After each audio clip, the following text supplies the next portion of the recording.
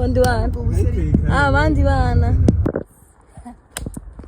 wewe tutravo kera yaririnze yariga aje rero ku magara menshi usanga handitswe ko nk'ama Jean Higa uciye kwiga ushobora kuja muri izi ville n'izi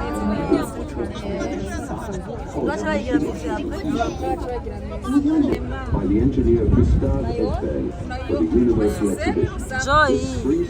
Ladies and gentlemen, wow. There's something about this girl, man. From around my head. Never try to hold back your feelings. You just wouldn't say. But when I finally found the words to say. Ladies and gentlemen on this YouTube channel, come to Paris with me. Yambuhemwe meze neza meze bon karibu kandi kuri YouTube channel yanje ya kabiri yazirakoze muze dutemberane mu Bufaransa with me. So aho rero nari mvuye mu Bubiligi ngiye gukorera mu Bufaransa. Entre temps je vais vous parler y'abantu mu Bufaransa.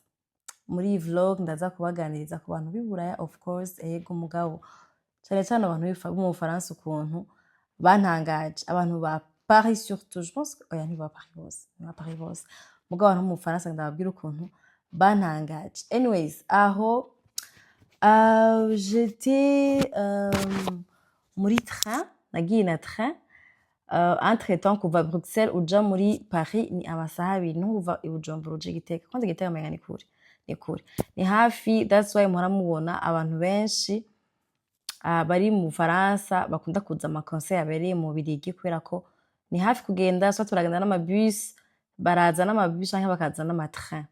Je rero nagiye na train. I don't know why mugani watko nari nkenye question d'économie. I don't know so zaribye sinzi impamvu. Entre temps je ndi umuntu afise mémoire de poule les amis.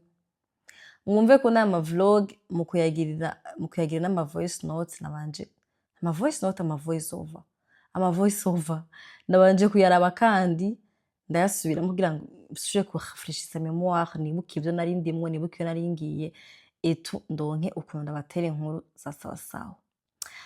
Murabe hano ngene hacafuye kwanza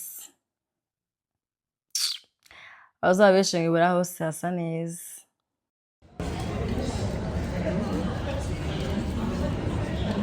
Wisa wayabonye he indani iyi ni 5. Bon inyuma yo kuba traumatize ni saa 500 € twaje tuja gufungura. Entre temps nari kumwe n'umugenzi wanje aravuga wanje kwisha mwana mwiza vraiment yamerekeje mu Faransa namugeje nkijana bino bintu byangi by'amatrain ntavyo menyereye bava fata train ntazi inte ku Buterere kandi ngiye mu Kanyosha.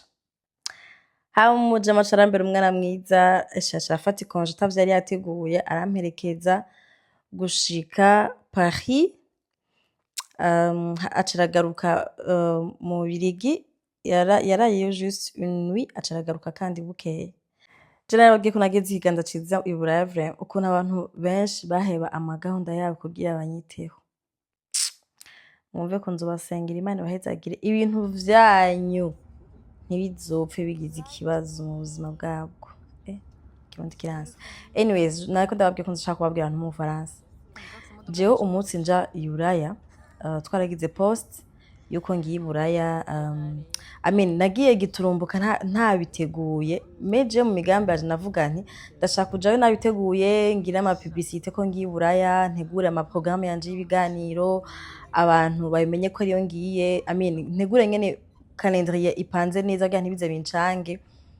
Mais malheureusement ntivyagenze ko nabiteguye kuranye imigambi y'Imana nta muntu nyene ayihaririza nuko nyene vyaciye bidihera bampaye visa umunsi nyene wa vol namaze guheba namaze no kwihebura pe ko ntazo ko nakigiye muganye najya minute uca birakunda ko ngenda hama ca turanyarutse turakora article ku kazi ko ngiyeyo aussi turatanga numero ku bantu bifuza ibiganiro bashaka bashaka ko nshaka kuba hostinga batwandikire. Murumva ko twanditse ko tugiye mu Bubiligi ko ngiye mu Bubiligi nako mwumve ngo abantu ba mbere banyandikiye bashaka ibiganiro n'abantu bo mu Bufaransa. Nukuri I was not expecting that. Oya ni heza, Paris est doué. C'est beau ici. C'est très beau. C'est très très beau.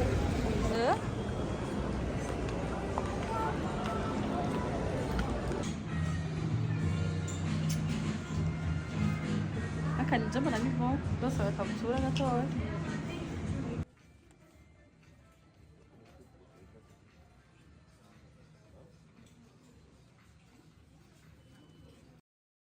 Ninasubira i Buraya nzotwara varize zibiri z'impuzu. Dog. Anyways, jere barampa amakado. Ubundi jewe umuntu amaye kado vuma sinigera nja kuraba kuri internet ngo menye prix yayo etu. Ca ndazigwa ko ahantu zimanitse shaho isaha yanje hamwe n'akagometi kanje ko kuboko. Mana ndavuga mwami Yesu. Jino gukunda amahera kwanje. Natangiye kwiyumvira ivyiyumviro bibi vya shetani ngo aya mahera iyo bayampa kwere mugabo mu izina rya Yesu, mu izina rya Yesu. Sasa abafana ba Sephora muze hano ico ndabereka. Abantu mwese muzi ko maramusaba ba diaspora ngo duhikira ga Sephora shaka 94. Shaka muzi ico ndabereka. Rya mbere ninjiye muri Sephora kandi le but c'était juste kugira ndabe exactement ajya makado ba diaspora barabaduha amahera agugwa. Meza ako ka lipstick muhara musanga 94 ngo ka kawa 14 €. Ndagusa ntiyashire mu marundi oya yagumeze mu mayeho kandi mutwoshe ko mu mayeho ari menshi no mu mayeho ni menshi no ku muntu ari hanze ni menshi. Rero ukabuzi ko hari umuntu yaguhaye kado ya Sephora imwe zibiri zitatu naho bimwe mwandikira umubwire ngo merci beaucoup warakoze cyane kunyumvirako. Hama rero mw'abantu mwe ahanye hari kuri Champs-Élysées. Are nahaciye ndushe ndi ikiziga. Ni handi nyene uvuga ati wari ahantu ni heza harasara harateza mugabo nyene utari kurabona neza amaso yahumye. Ahari kuri Dior ahari ama marque. Ni barabara ririko ama marque ajya ama marque yose muramubona muri televiziyo.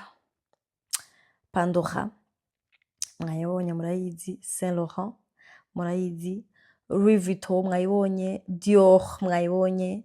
Ayo mamarke yose ari kuri barabara bita Champs-Élysées muramwumva mu ndirimbo ya Dramati. Yo mana akosha Paris ni heza vraiment. Paris ni heza and Paris haragivinga vibe ya ville nyene nini. Ouais, toute la vaut.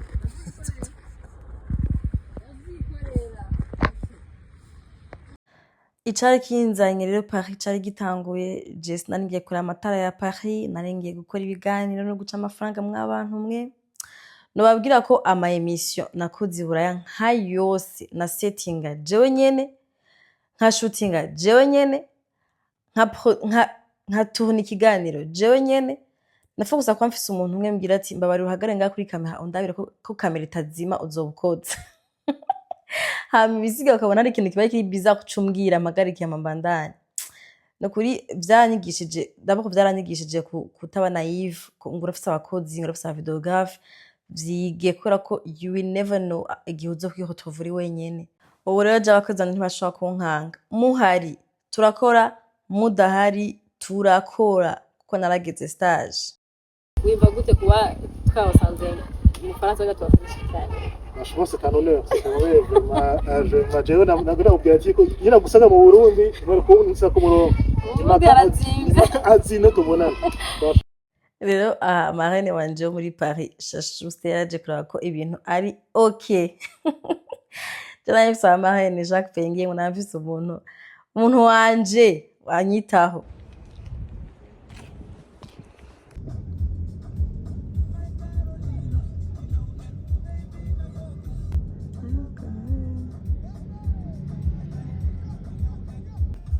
Oh mon Dieu.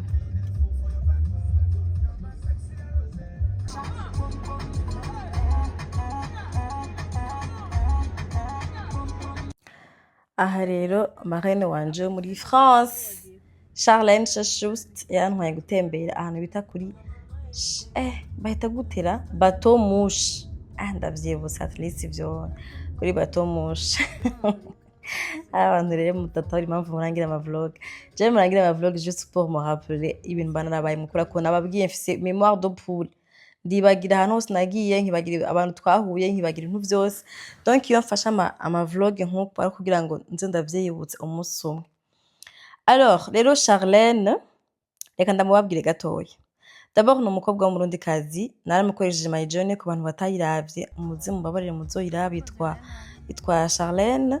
Hamanditse igitabo cyitwa Libéré par le pardon muze kukiraba kuri Amazon mu gisome no kuri kizobigisha gutanga imbabazi no kuri wa muntu wibaza ko utopfuwe wibabariye mu buzima kandi kuzotahura ko ubabariye umuntu afite bitanga gufasha wowe d'abord atanze yo pardon.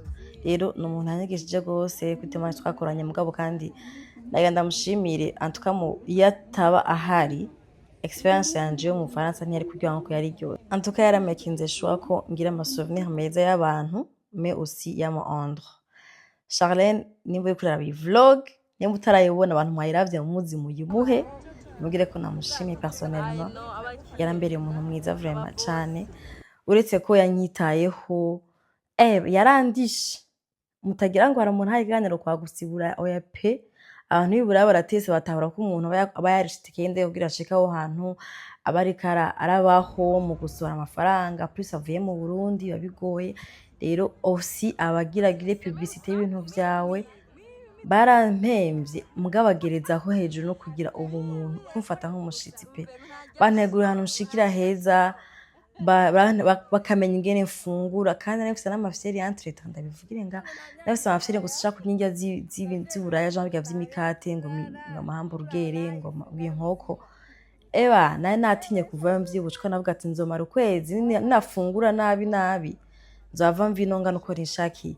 Rero nafungura indya zo mu nkono gusa rero biranagoye kubironka hariya usanga ndababije kuja ama restaurant africaine je m'en fous muri menya kugira ashobore kuronka imfungurwa zo mu nkono mugabo they made sure ko no kuri imfunguro uko ndabishaka. Imana wahezagire cyane. Hanyuma anya yagiye kuntembereza anya mubona muri aya mazi iyi bato izunguruka Paris yose. Paris ni batari ivyo muri imenya je nivyo bambwiye. Iyi bato izunguruka Paris yose donc sinibuka neza amayoro uyiriha habari nk'abatouriste benshi bavuye ku isi atandukanye abavuye mu France muga mu ntara zitari Paris baje gutembera Paris baraza nyine bakiryohera kwe bakarya ubuzima bakarya sho. Hari cyane yarambye ati utegereza kuvino uravye ubonye Paris yose uciye muri bateau mouche.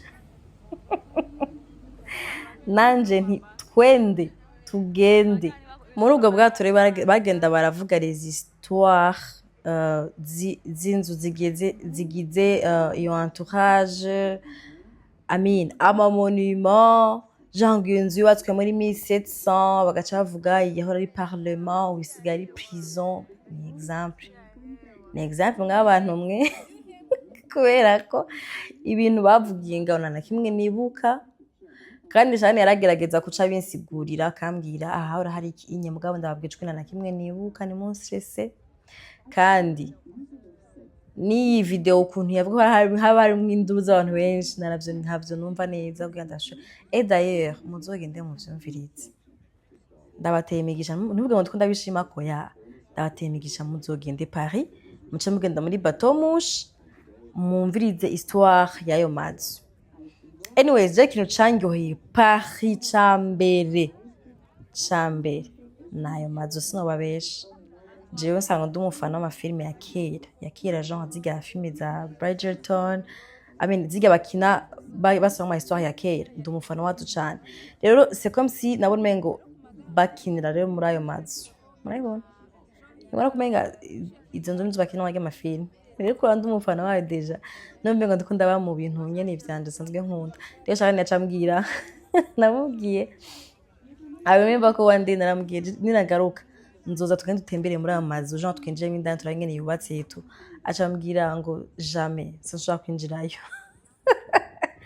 ngo ivyo bizi ngo usanga biriyonte ngo biri nk'imizimu y'abazungu ndavuga nta bizimu biriyo rero bakoramwo nabo harimwo imizimu rero abantu muratinya mw'abantu mwe mugabo jewe navuze ko ninasubira Paris nzokwinjira muri amazu yinjije indani ndatemberemo ndazungurukemwo ndabe genre ukuntu yubatse I mean atwararyoshe kuraba mugabo osi ikintu nanje niyumviriye ko hariho nk'amazu bavuga ngo iyi nzu ngo yubatswe ngo muri 1700 muri 1600 muri 1800 hama tugeze muri 2025 ewa je me disais muri 1700 baronka hehe amauti atuma bubaka amazu nk'ayo amara imyaka 300 atarabomoka ahubwo ameze neza kurusha n'amazu y'umashasha ndavuga wajama bara Illuminati bari aba Illuminati ntimwonyemeza ko aya mazu yubaka abantu bari normale genre bahita gutega amaboro yo kucapa inzu age ma design genre aba architecte bacapa ni munsi sinavyibagiye nyene bavyita genre bakuraho ama idée kugira ama design nkayo azomara des années akiri à la mode nk'umuntu yakuze Tour Eiffel mwambwira munyemetse ko ari umuntu normal okay basi ndavyemeye sawa mugabo none ubwo bwenge abantu bake bari bafise bwo kubaka amazu nkayo ubunye bwagiye jeje mudiki ayo mazu yari ni meza kurusha n'amazu y'ubu cyari gora ngo ndi ibintu vya kera nawe mugabo yaracafuye entrete yaracafuye kamera Cuba, c'est plus petit. Il y avait alors des petits îlots qui ont été progressivement rattachés à l'île au cours des siècles. The Ville de la Cité. The isle was a Gallo-Roman crossroads. The tribe of Celts known as the Parisi gave us its name. There were once many smaller islands which have gradually been incorporated into the main island over the centuries. La isla de la Cité, la tribu celta Parisi, dio su nombre a la ciudad. En el entorno de lo que antiguamente constituía la isla de la Cité, había una serie de pequeñas islas que progresivamente Egipto a Francia. Donazionette. Costruita nel XVIII secolo, fu una piazza reale. Concepita da Gabriele nel 1792, questa piazza era provvista di una ghigliottina. Luigi Filippo nel 1836 vi fece stabilire. Guarda, bien naturel peut-être.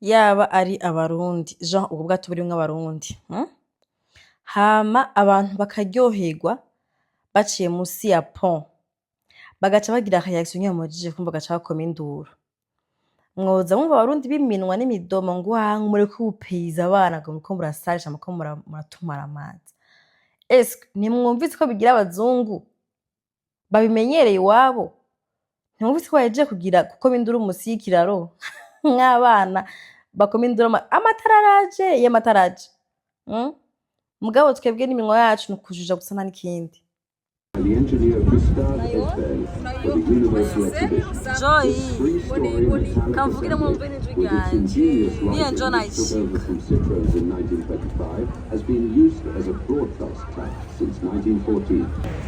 Voilà, ça c'était la Tour Eiffel. Entre-temps, ahanya hariho monument ya Princesse Diana. Nibaza ko si je me rappelle bien, sinibuka neza mugabo menga bambwiye ko ngahariho yagiriye accident. Bagize accident canke baramwishe. I don't remember. Aha niyo yagiriye accident hariho monument yiwe. Abantu baraza bakamwibuka bugacashiraho utugufuri turiko amazina yabo. Rero nanje iyo nza kuba ndabizi kuzana akagufuri kanje kanditse ko Ozi ndagashiraho mugahama mugiye mugaca mubona ko ari akagufuri ka murundi kazi yagiye kwibuka Princesse Diana mugabo kubera ko bwaro ko ari uwiwe kubera ko je la connaissais pas assez kugira ngo nshire ko amagufuri yo kumwibuka kameme bwaro ko ari uwiwe amasha juste yacambwira ngo nkango usanga ngo gufunza imigisha yawe ngango bihamurongo abantu bapfuye donc abo bantu bafunze ngaho n'amagufuri ashaka batazi usanga usanga ibisanga bikorera ko mu buzima ntamenye ko bagiye kubizirira ngaho kuri iyo boro Hemwe nimuze rero ndabereke la Tour Eiffel de tout près uyegere hafi. Iyo ni monima y'abasoda b'Amarocains bapfiriye mu Faransa, bapfiriye muri Deuxième Guerre mondiale. Navyo nibuka ari guerre ya Tunisie nande sinzi ibintu nsomye muce musuzumya namwe mu bisome. Bon, iyi ni Tour Eiffel rero uyegereye shashose yantwaye kuyiraba mugana agiye ari mwijoro. Hemwe hari abantu umuyoro, hari abahindi 1,100 nibo bafotora. Mugabo nyene umuntu yayubatse kameme n'ukuri arinjije amafaranga Ubufaransa sinokubesha. Aho rero tantine wanje Shashuste aracantembereza nako atagize yantembereje kandi akaza aransigurira ngaha bahakorera ibi aha habereye ibi. Mugabo sheri wanje Shashuste ninagaruka uzobisubiramo kwa naravyibagiye vyose. Je nababwiye kuri je ndibagira kweri. Nafashe video ngo ndayibike nze ndabisubiramo ndavyumviriza. Aha umutwe wancanga ibintu vyinshi ku buryo bimwe biraguruka bikarengana bigasoka bikavayo hagasigaramwo ibindi. Rero rero umunsi wa nyuma je avant igihe umunsi wa mbere nca kuri Champs-Élysées nari nkiva mu Bubiligi nari ndushe cane vraiment. Mugabo umunsi nsubira inyuma Jean nsubira mu Bubiligi niho baciye bantembereza kuri Champs-Élysées. Amine ndi bon rero ntarushe meze neza pour contempler la beauté des Champs-Élysées.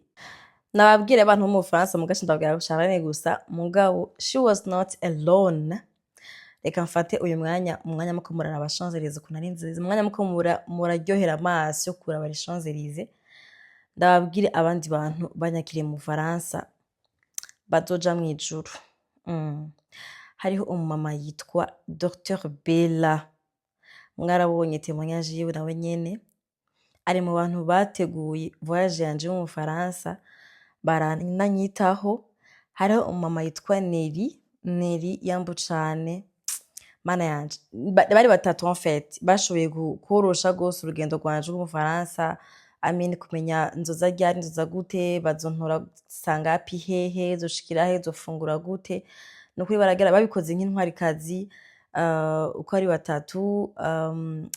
Ndababwiye Dr Bella, Neri hamwe na Charlene barafashanyije. Bella ntiyaba deja Paris yaba mu yindi ville mugabo wumve ko deja nigaye emission yabanje yabaye bufate congé ategura umwanya wiwe no mu docteur abafisa akazi kenshi mugabo aronze umwanya kugira ngo ashobore kuza dukora ikiganiro mais aussi Amine nubashaka kurira mugabo mwumve ko mwarankoze ku mutima kandi nzogaruka kandi kubera mwebwe antiko mwaratumye numva n'ikindi gihe ahubwo nzoza nkamara nk'isomera pas juste 3 jours nkaza nkamara iminsi kugira ngo nzanye na equipe yindi ya Fun and Fact na Girlfriend.